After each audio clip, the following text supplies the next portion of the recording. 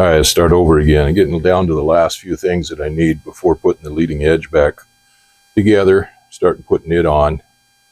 I've got the landing light assembly here.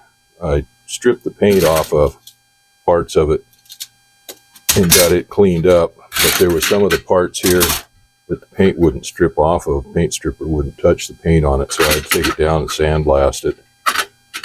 And there's some pieces and stuff that are dented on here that need a little bit of repair to them. We'll get to that. This piece here is the main bulkhead that goes in the back. That's, okay, cat.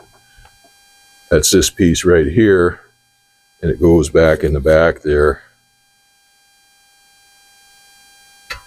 Whoever assembled this wing had put this in there, and then had put nut zerts, thread zerts, whatever ones they are, into the top of this to put the screws in that hold the trim plate and hold the lens on there. There's a plastic lens that goes over the front of it, and they'd put nut zerts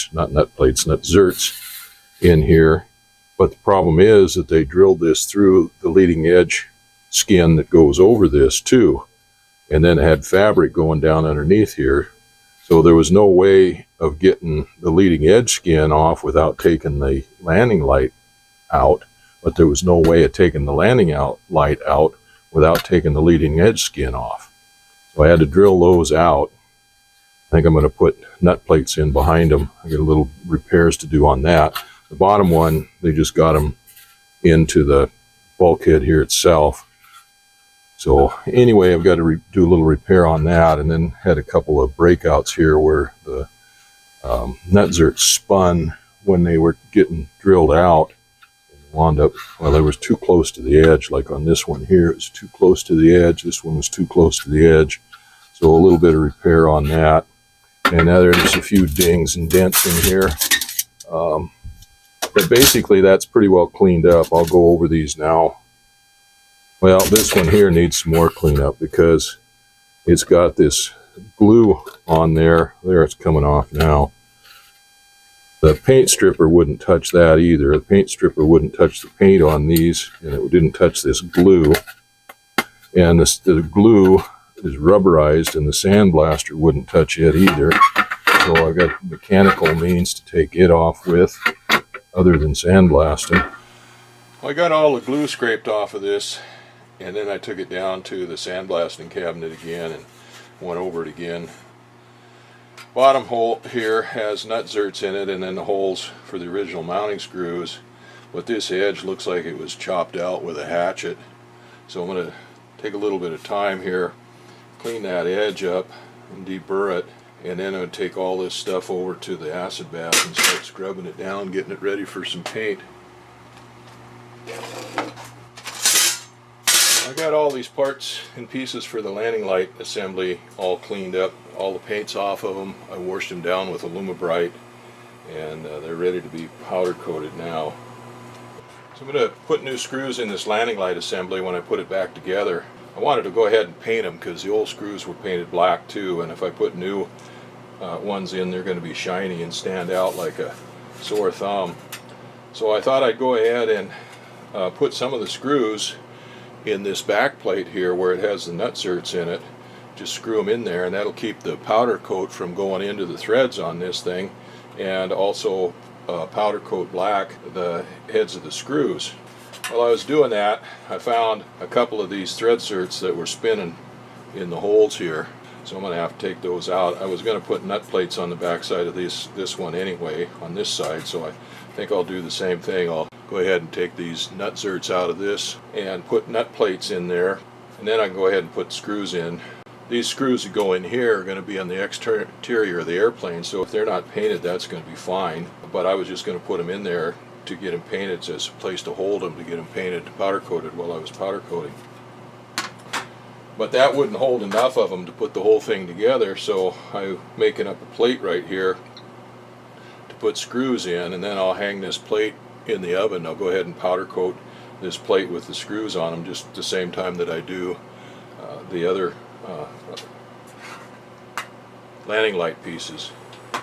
I've got all these other pieces for the landing light assembly washed down with the Prep-Sol, and I've got to hang it up so they can dry out real good with that, and then I'll go ahead and wipe them down with some Allodyne solution.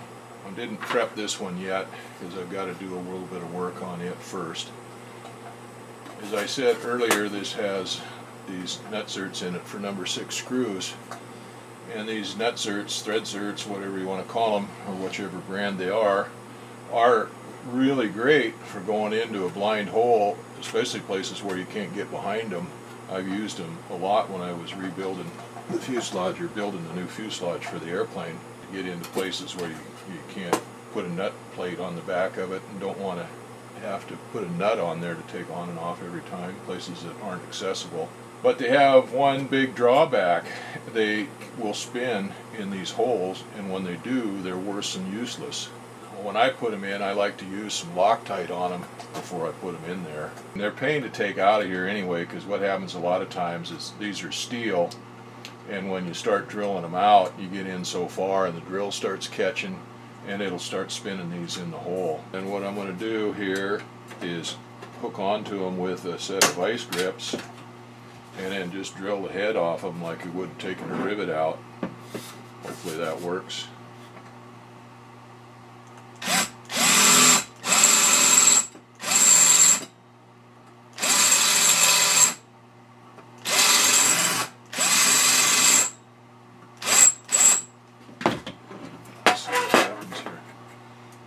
Come yet.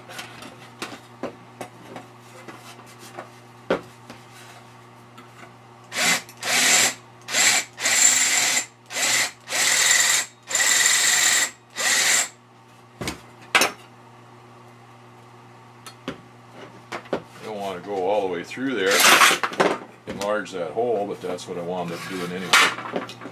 So that one came out. Now we got 1, 2, 3, 4, 5 more to go. Alright, clean those burrs up. Now those are awful big holes for a number 6 screw. So I've got nut plates, and I've got different flavors of nut plates. These are standard floating 1032s, 632s, which is what I'd want to use.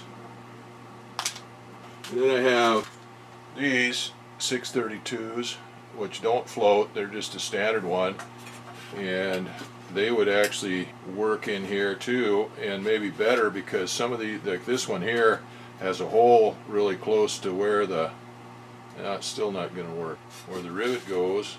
This one too is the same way, so those aren't going to work.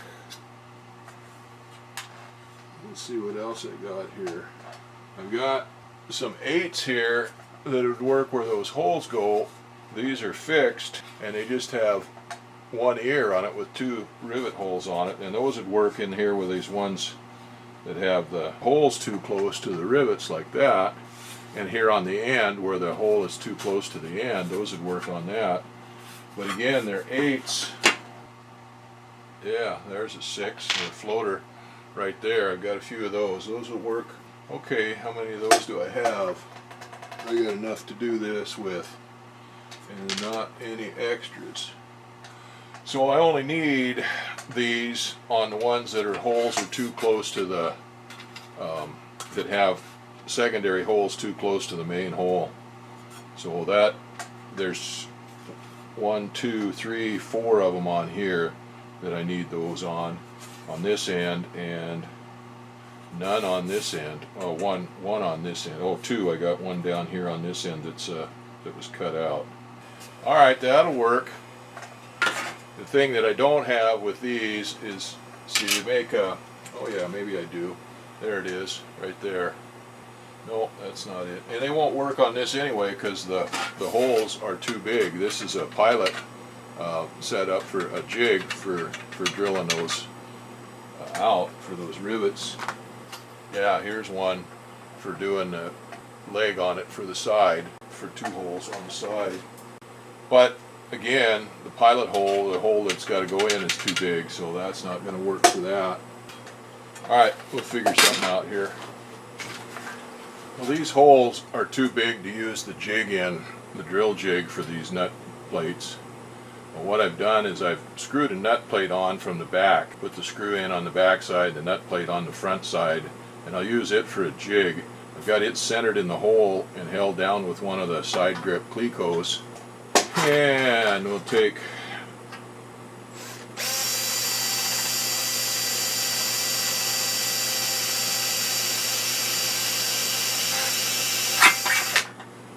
drill a number 40 hole.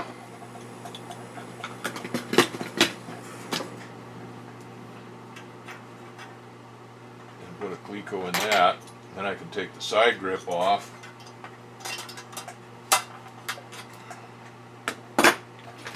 Drill my second hole.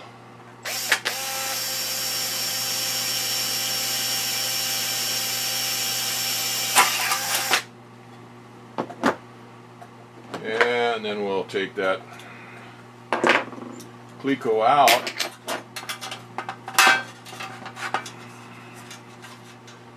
Actually, I could leave it in, I guess, for right now, and then that'll help me get the screw out of there. I was using a 10mm wrench to hold that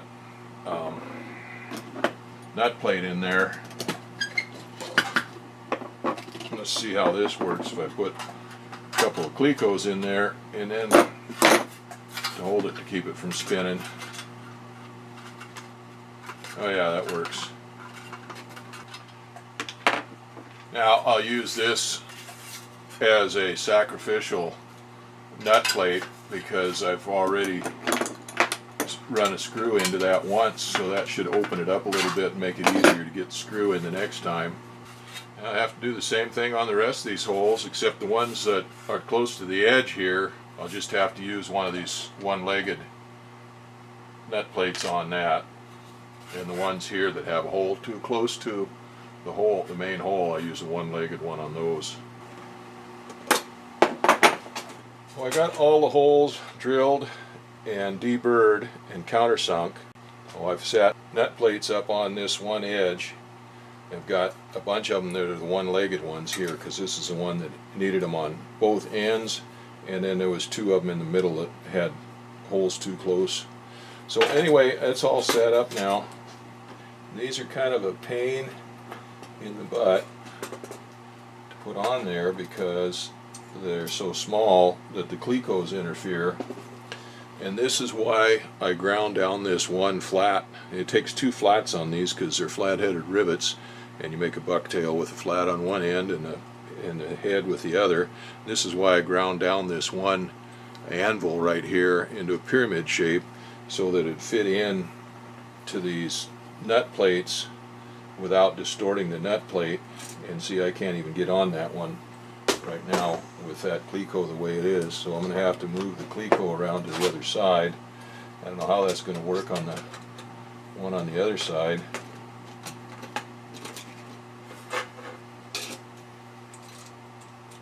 Might not even work on this one, I don't know. So these here with one ear on them on each side, see, they're so close together there that when you get in there with the anvil you crush the fold over on that, and then these things no longer float. Well, that's why I made that other anvil.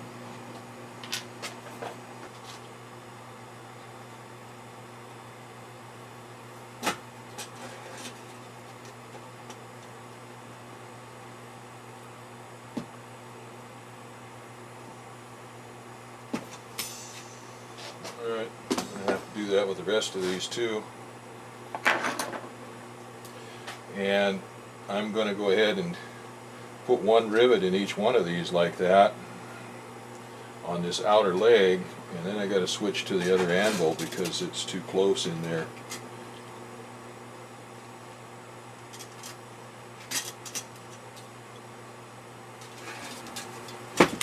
Okay, that's perfect. Like I said, that's why I did that other anvil.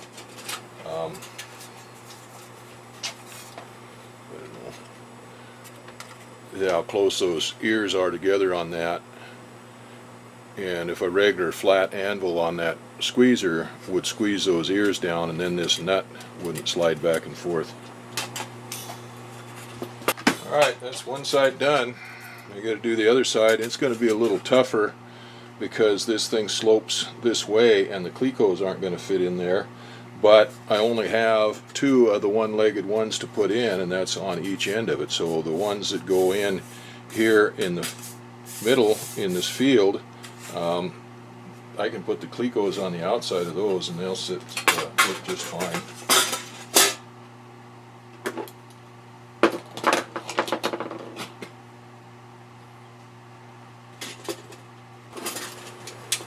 Alright, I think that's enough for a while. My wife should be back from walking the dogs by now and maybe got dinner ready. I don't know. We'll go see.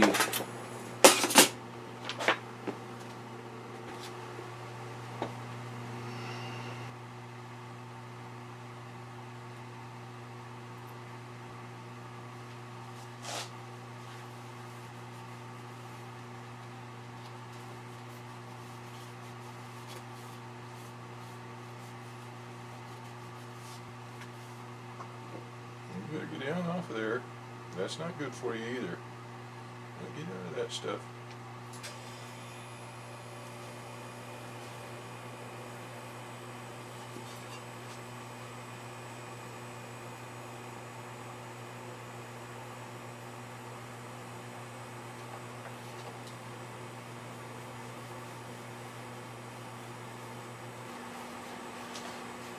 So this is an iodine solution, it's chromic acid solution, and I'd read somebody had said you saturate a rag with it and wipe it on, but that's not really working. What I've usually done with that is fill up a bucket with it or something like that and then put my parts in there and actually let them soak for a while. But this seems to be, if I pour this on there and wet it out, then that seems to be working a little better. And it doesn't hurt if you leave this stuff on, let it dry on. It's not like the phosphoric acid, like the acid etch. This stuff, it helps the aluminum form a bond on the surface there that helps to prevent corrosion. So what I'm doing here is pour a little bit on there at a time, and you can see maybe that it makes a little bit of a color change. It gives it just a little bit of a yellow tint, golden tint. There is another type of that gives a clear finish for people that want to put it on aluminum that they want to have exposed and not be painted over. It will actually dry on there in a film that will wipe off. You don't really want that. What you want is it to make the chemical bond into the metal itself, the surface of the metal.